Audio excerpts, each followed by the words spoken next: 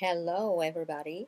Well, it's time for scary words time because it's Halloween today, and why not take a look at some scary words that you can discover if you really listen to some kind of songs, some very famous songs like Thriller or Ghost from Michael Jackson.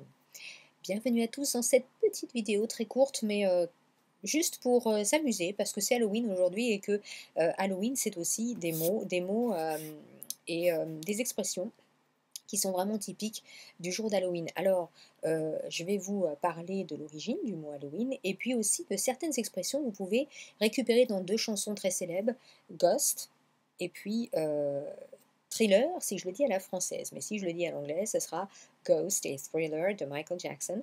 Donc, on va voir quelques petites paroles des chansons qui vont vous rappeler certainement voilà, la mélodie, mais aussi des phrases que vous pouvez balancer lors de conversations, scary conversations, ok? Alors, on y va. It's scary words time, so you're gonna enjoy this. Alors, quelle est l'origine et la prononciation de ces différentes expressions? Alors, on va commencer par l'expression Halloween, d'accord? Puisque Halloween, à l'origine, alors je l'ai mis en dernier, donc je vais peut-être le remettre en avant. Halloween, hello, ok? Pas hello, mais hello, pas hello, mais hello. Hello veut dire All Saints Day, donc hello veut dire en fait le jour de tous les saints, d'accord? Hello.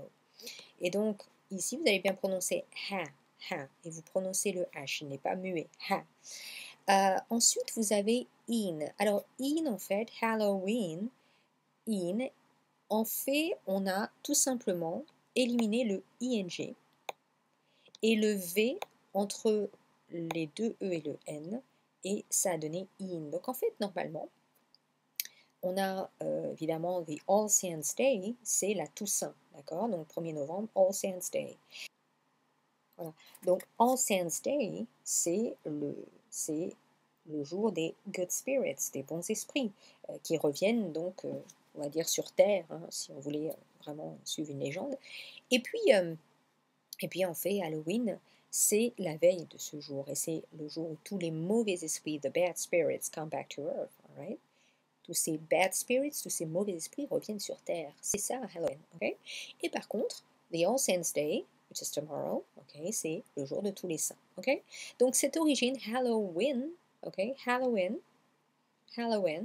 c'est tout simplement le jour où les mauvais esprits reviennent sur Terre. Alors pourquoi on a fait cette contraction de evening vers in? I don't have an explanation here, but you have to find the origin for that. So we're going to take a look at some different words, for example, ghost. Alors ici on a ghost, très connu ghost. Ghost, fantôme, everybody knows it, okay. Alors, j'ai pris quelques paroles de chansons très connues. Donc, par exemple, si on prend la chanson de Michael Jackson, Ghost, il dit dans la chanson « There's a ghost down in the hall ». C'est la première parole de la musique. « There's a ghost down in the hall ». There's a, donc there's a, ici le E est muet, d'accord, on ne prononce pas. Donc, on ne prononce pas « There's a ghost down in, the ghost down, it's down ». Alors, vous voyez ici, on a un T et un D l'un à côté de l'autre. Alors, on ne va pas faire « There's a ghost down ». On fera « There's a ghost down ». Comme si le T ici avait disparu. C'est-à-dire que quand on a ce T et ce D l'un à côté de l'autre, dans la phrase, eh bien, on ne va pas prononcer le T. On va le mélanger au D, hein, et du coup, ça fera « There's a ghost down ». There's a ghost down in the hall. Donc ici, on n'ira pas there's a ghost down. There's a ghost down in the hall. Donc ici, le T est occulté. On n'en parle pas. Et on vient le mêler. Donc toujours cette notion de goes down, c'est pas goes down. Hein, there's a ghost down in the hall. The ghost, ici, vous n'allez pas insister sur le T parce que derrière, on a down. Et comme il démarre par un D ici, eh bien, on vient le mêler, on vient mélanger ces deux mots comme si on avait un mot à plusieurs syllabes. There's a ghost down in the hall.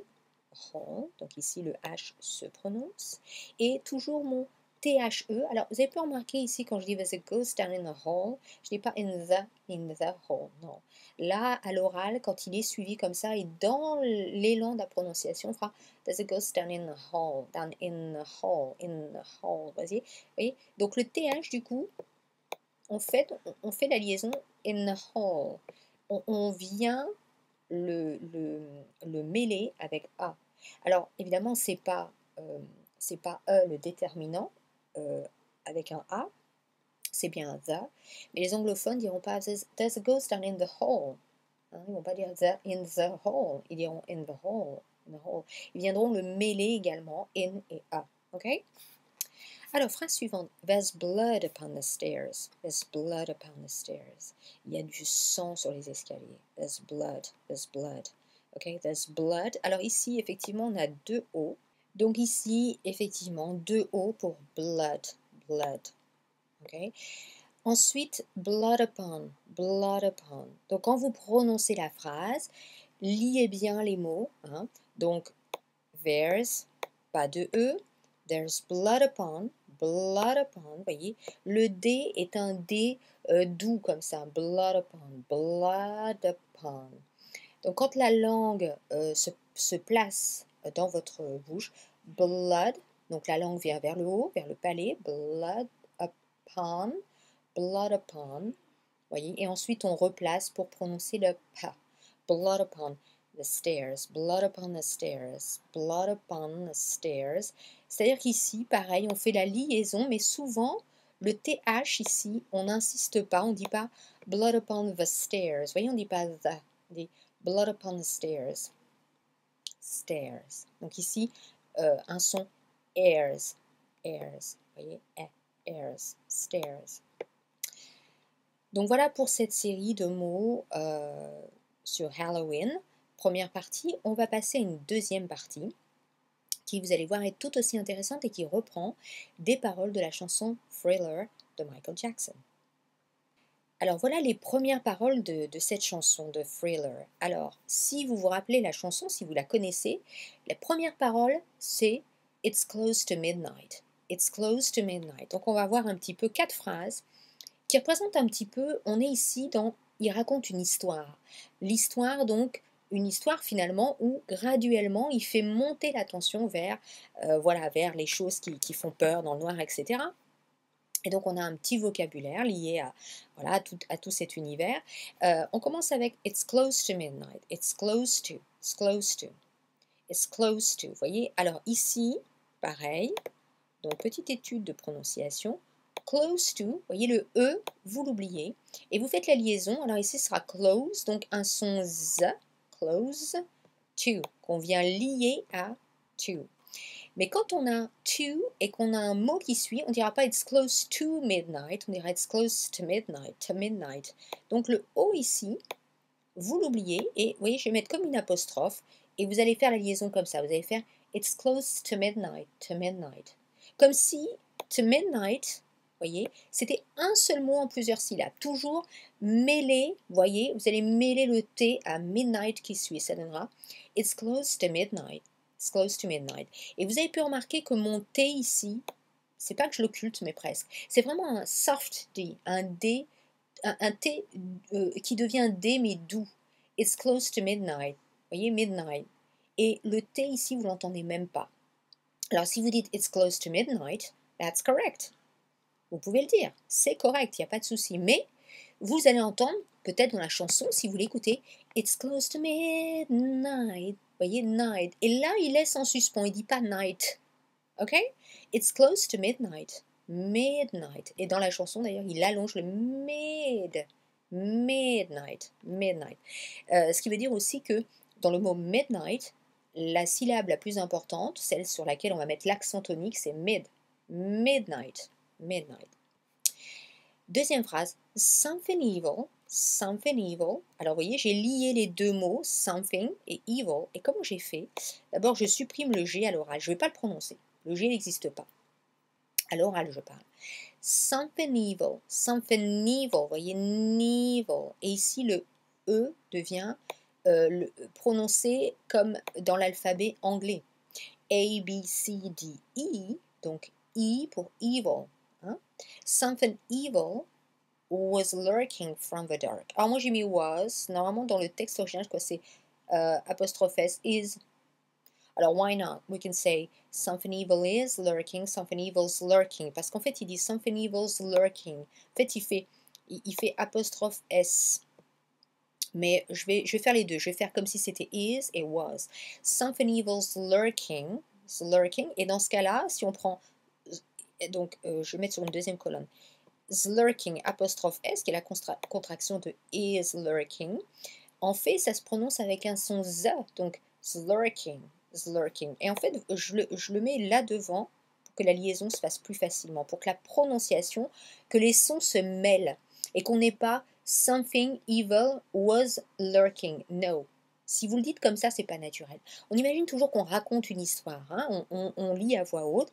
It's close to midnight. Something evil was lurking from the dark. Okay? Was lurking, pareil. Lurking, vous oubliez le G, c'est pas lurking. It's lurking, lurking. Lur, donc votre L, la langue vient toujours vers le haut. Dans la prononciation anglophone, vous aurez plus souvent votre langue en haut que en bas. Was lurking from the dark. The dark. Pas the dark. Hein. Ici, from the dark. From the dark. Si vous avez du mal à faire la liaison, vous pouvez faire from the dark. Pas from the dark. From the dark. Alors, from a or from the dark. The dark. Mais c'est un V vraiment très doux. C'est pas from the dark. From the dark. From the dark. Vous voyez, c'est un peu éludé ce V à l'oral. The dark. Donc là, rien de particulier. Alors, c'est pas dark. On met pas l'accent sur... Là, on a un mot en une syllabe, donc dark. Dark. Et on allonge un peu le A ici. C'est un A long comme dans car. Dark. Vous voyez, c'est pas dark. Dark. OK? Something evil was lurking from the dark. You try to scream. Alors, ici, vous voyez, on reprend le même schéma que to midnight, to scream. Hop. Donc, c'est pas you try to scream. C'est you try to scream, to scream. You know? You repeat like that. You try to scream. Vous voyez, vous répétez comme ça. You try to scream. Alors, c'est you try, you try. Pas you try. You can say you try. Vous pouvez le dire, you try. Mais dans la chanson, et même à l'oral, c'est plus facile, c'est même plus courant de dire you try. You try. Vous voyez, you try. OK? Alors, je vous laisse you try, which is correct. Hein? You try, vous pouvez le dire, il n'y a pas de souci. Mais vous entendrez aussi you try, you try. Voyez, vous prononcez le you try. Et dit comme ça, en liant les deux comme ça, you try. Donc ici, you try to scream. Vous êtes dans la prononciation authentique. Ici, le EA va se prononcer, c'est un son I long. C'est pas you try to scream. C'est you try to scream. OK? Comme là, il y a aussi le mot cream à la base, la crème cream. OK? You try to scream. You try to scream. You try. Voyez? Terror takes the sound. Alors, ici, terror, je sais que beaucoup de personnes ont du mal. Pourquoi? Parce qu'on a le son déjà ici, et on a encore ici. Alors, c'est pas facile de faire terror. Alors, ce que vous pouvez faire à la limite, c'est que vous laissez le R ici, et vous prononcez terror, et vous faites un E final. Terror, A.